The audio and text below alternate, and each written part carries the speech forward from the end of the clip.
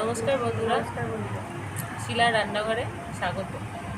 আজকে আমরা তৈরি করব, আপনারা তো দোকানে গিয়ে লস্যি খান, আমরা আজকে বাড়িতে লস্যি তৈরি করব। কীভাবে তৈরি করব আপনারা পুরো রেসিপিটা দেখুন। টক দইটা হাঁড়িতে দিয়ে দেবো। ভেঙে নিয়েছি বরফগুলো, এর মধ্যে দিয়ে দেবো। এবার ঠান্ডা ফ্রিজে জলটা দিয়ে দেবো, 2 মগ জল দিয়ে দেবো। চিনিটা দিয়ে দেবো পরিমাণ মতন বিট লবণ দেবো। ভালো করে কাটা দিয়ে ঘুটে নেবো।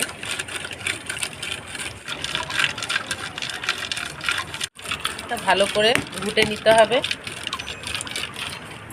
মগে করে লস্যিটা তুলে নেবো, গ্লাসে ঢেলে দেবো। দই দিচ্ছি, একটা করে ছোটো কুচি বরফ দিয়ে দিলাম।